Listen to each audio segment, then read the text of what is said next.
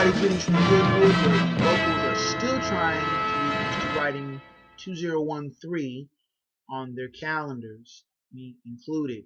I'm your host, KJ the Black Bandit, and leading off, what's to talk about?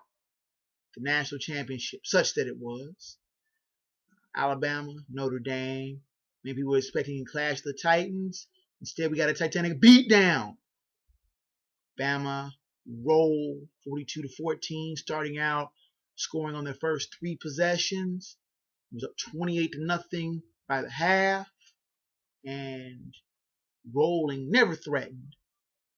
And Notre Dame found fast and furious that when you play a real team, and some of this puffery that they've been fooling around with the beginning of the season, going to Dublin and beating a scared Navy team, and going to Chicago and being a frightened Miami team, being a shorthanded Southern Cal team in LA. You know, when you only play one really good team, you don't get a measure of who you are, how you play. And Bama put that out there in spades. How good that a team like Notre Dame needs to be to win the national championship. And the Southeastern Conference is starting to monopolize the BCS title, having won the last 7. Count them, 7 straight. 7? Or was it 7? I don't know. Trust me. 7, 1, 2, 3, 4, 5, 6, 7 in a row. LSU, Florida, Auburn, and Alabama. You're only 1/4 of the SEC, but they've monopolized the title and have won constantly, consistently, by being strong in the trenches, strong in the running game, dynamic defenses, a tough smash mouth style that few teams outside the South can match. Notre Dame found out fast and furious what it took to be a national champion, and they're not close to it. Maybe wonder if they are close to it. This squad, for one, doesn't think so. Okay, the ballots are in, and the winner is, for the Hall of Fame, nobody. No one made it. I kid you not. The baseball writers put their ballots in, and everything was tabulated. No player got the required 75% of the vote to garner entrance to Cooperstown. Craig Biggio being the closest one at 68.2%. Be the first class since 1996 to have no one going in for the induction ceremonies. The writers filling out the ballots. Some of them, like Howard Bryan of ESPN, returning a ballot with no one on it. And I think this is a travesty. I think it's a crock.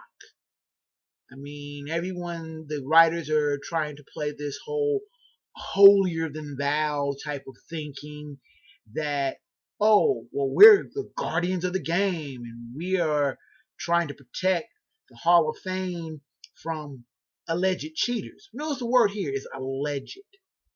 I mean, I know there was a lot of taint with Bonds and Clemens. And I know that there were some players like Rafael Palmeiro, who was suspended and eventually left the game in disgrace after testing positive for performance-enhancing drugs. But the fact remains that you do have other players, like Craig Biggio, who has over 3,000 hits, Dale Murphy with close to 400 home runs, that were pushed aside, snubbed by the writers who claim they're guardians of the game. And the thing that irritates me most is this. Back in the 90s, when McGuire and Sosa were hitting all the home runs, when Bonds was jacking taters into the seats with frightening regularity, did the writers complain? No. Did the fans complain? No. I myself saw Mark McGuire hit one of his 70 home runs in 1998. I saw Barry Bonds hit one of the 73 in 2001. Were the writers sitting around lamenting the long ball? No, they were saying, they were repeating the commercial adage, chicks dig the long ball. Were they complaining when Roger Clemens was mowing down batters left and right? No. They were crowning him a modern day Sandy Koufax, a legitimate heir to Nolan Ryan. The writers weren't complaining then. Now they want to get all righteous. Everybody get righteous. It's a crop. It's a crime. It's a travesty. And a lot of these writers, this old guard, these doddering old fuddy-duddies, if you will, that sit around are hurting the game. Or they say they're protecting it, in their words. I think it's a crop. I think that the Hall of Fame voting should be split among writers and players. And I think that the criteria for being a Hall of Fame should be re-examined. And the ones who are voting for the game re-examined as well. Now later in the week, I will have my NFL picks. Last week, I split the baby, going 2-2, correctly picking the Texans to win the early Saturday game and the Ravens to win the early Sunday game. It was the late games I had problems with, picking with my heart instead of my head. I picked the Minnesota Vikings to upset the Green Bay Packers, and that didn't happen. Once they announced Joe Webb was a starter, I knew that pick was doomed. And Adrian Peterson deserves a whole hell of a lot better. His 2,097 yards should make him the MVP. You take him off of that team, they're a 1 or 2 win team at most. But putting him on that team, they won 10 games. They made the playoffs. A thrilling finale over the Green Bay Packers in the regular season finale got them into the playoffs. But all for naught once they played in Green Bay with Christian Ponder nursing a bad tricep and a bum elbow. They were pretty much done. Now, in the late Sunday game, there's a lot of controversy and question.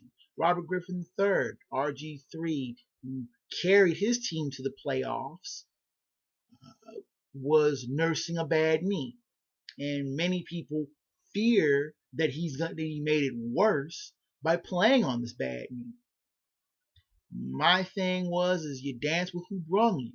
But I think RG3 should have been a lot more forthcoming, saying that he was hurt. And I don't think anybody would have doubted him or called him out like Jay Cutler. And a lot of people gave Jay Cutler grief for sitting out large parts of a playoff game against the Packers a couple of years ago, calling him soft, calling him spineless. And many people thought that was something that was going through RG3's mind. They didn't want to be called soft. They didn't want to be called spineless. But a knee injury is nothing to mess with. I mean, Adrian Peterson was one of the rare cases who was able to come back from a devastating knee injury.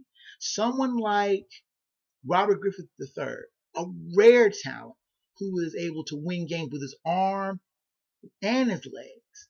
You take away that critical element of being able to scramble and be able to make decisions on the run with a setback like a knee injury, you've limited his effectiveness. And Mike Shanahan should have pulled him from the game.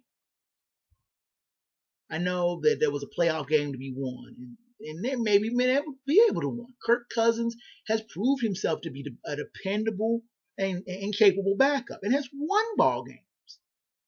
Maybe going with Kirk Cousins would have kept the Redskins season alive. They were up 14-0 on the Seahawks, and the Seahawks weren't going anywhere. They weren't scaring anybody. But with RG3 hurt, with RG3 gimpy, it started to look like a bad scenario for the Redskins, and the Seahawks took advantage. That last play he was in where he hurt himself, it was basically lights out from there. Mike Shanahan may have hurt the franchise with the decision, a selfish one albeit, to leave RG3 in. And RG3 should have went to his coach and said, I can't go. But being a gamer, being a pro. He wasn't going to do that. But it was up to his coach to be able to say, hey, we need to pull you out for the good of the team and the long-term viability of the franchise.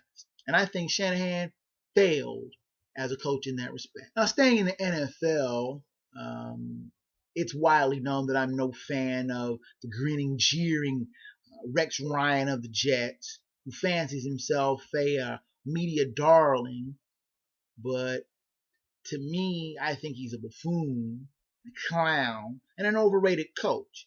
His twin brother, Rob, was given the gate as a Cowboys defensive coordinator in a related note. I can detail the Cowboys' failings later on, but I digress. The thing with Rex Ryan is that he was surprisingly able to keep his job in the wake of numerous NFL head coaching firings. Lovie Smith, Norv Turner, Chan Gailey, Andy Reid, among those that were given the gate in the so-called Black Monday firings last week or just before New Year's. But Ryan, despite a 6-10 ledger and missing the playoffs the last 2 years, was able to keep his job. His boss, Mike Tannenbaum, the GM, was not so fortunate. He was given the gate. But Jets owner Woody Johnson likes Ryan and is telling Ryan that he's going to have a good bit of input on not only hiring the GM, but also hiring an offensive coordinator, which Tony Sparano was given the gate after just 1 season as offensive coordinator. Now, of course, I think the coach should have all the input in decision making on his offensive coordinator, but a GM, that's someone he works with. It's not one of his underlings, someone that reports to him. He reports to the GM. And I think him having some sort of input on who the general manager is going to be is a disaster in waiting. And the Jets are already a train wreck with a puny offense, a laughable passing game, and an almost non-existent running game. The defense, while decent, still is having way too much burden put on it, and as a result, gets pounded, gets worn out, folds late in games. And a lot of that is on Rex Ryan, who is so unenamored with offense, he basically doesn't care. He didn't want Tim Tebow in the mix. That would take headlines away from him. He doesn't want a big name quarterback stealing his headlines. He's the coach. He's Rex Ryan, which I think he's a buffoon, and that's that. The Jets are a train wreck, and as long as Ryan continues to be the coach, they will continue to be a train wreck. Ryan will continue to make a fool of himself with his outlandish quotes and bold, so-called bold predictions that do nothing but make him look like an idiot. And I, for one, think he's one of the stupidest coaches in the NFL. Okay, one more final point on the NFL. I'd be greatly remiss if I didn't touch on the Cowboys and their pathetic finish, despite what the sycophantic media kept saying about the Cowboys be a playoff team. They went nowhere. Their final game against the Redskins was a pathetic 28-18 loss and a winner-take-all game to win the NFC East against the Washington Redskins. They failed.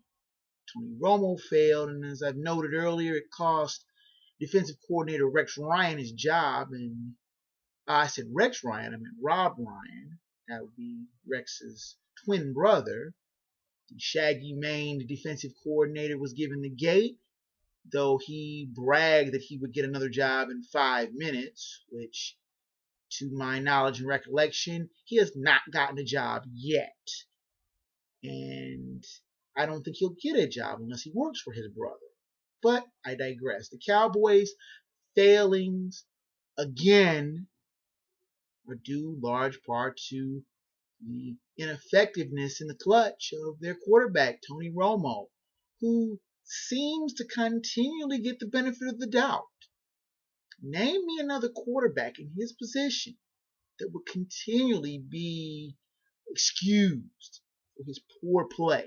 Name me another quarterback who would be able to step aside or bypass his continual failings in big money games.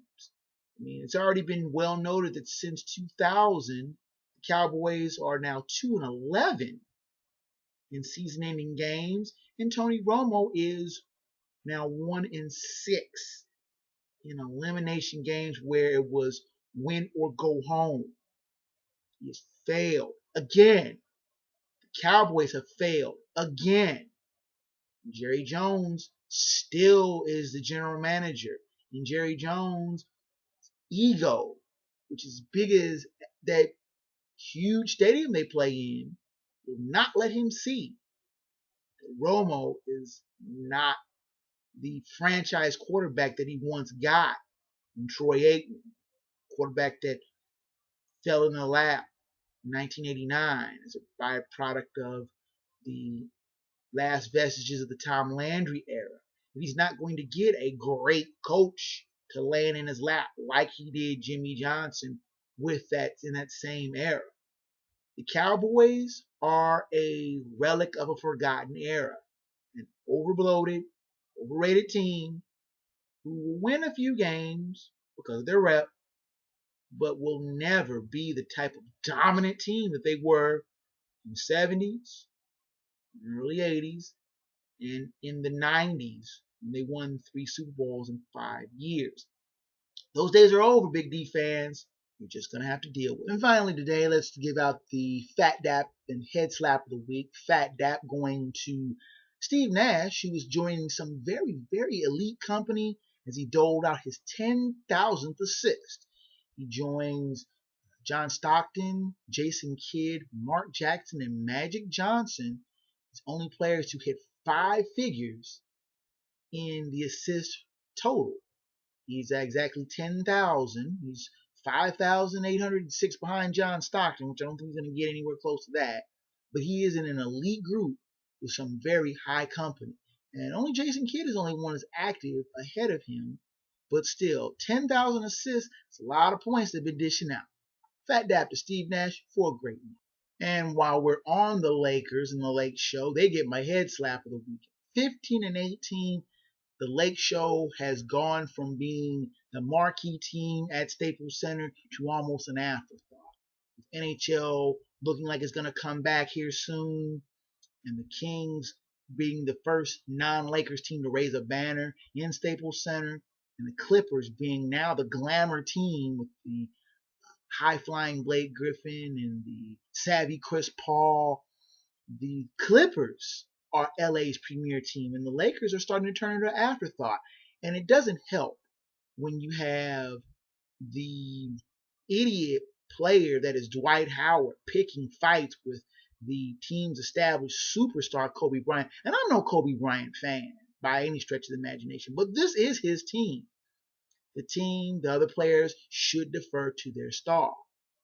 But it seems like Dwight Howard can't do that. He and Bryant have gotten into tips. Now he's out with a partially torn label and could be out sometime. Pau Gasol suffering a concussion. He is out indefinitely. This is a team that was supposed to be a title contender. At 15-18, they are 11th in the West. Teams make the playoffs. But the Lake Show is looking like bad late night. And the way they're playing, they might be on the outside looking in. Head slap to the Lakers. Get it together. Well, with music coming up in the background, you know what that means. Our time together here is just about over for this week. The video version of my NFL Division Playoff picks will be posted here on YouTube, coming up on Friday. And you can catch this show every week, even on Wednesday or Thursday, right here on YouTube, depending on the production schedule and when I can get enough time to get it together to get it out. Now remember, this show is based off of the print column, which you can read every Tuesday on UGABsports.com, and the print version of the picks that I was talking about post on ugabsports.com as well, and it'll be posting about the same time as video clips. That's a view from Hoodwood. Until next time, fellow sports fans.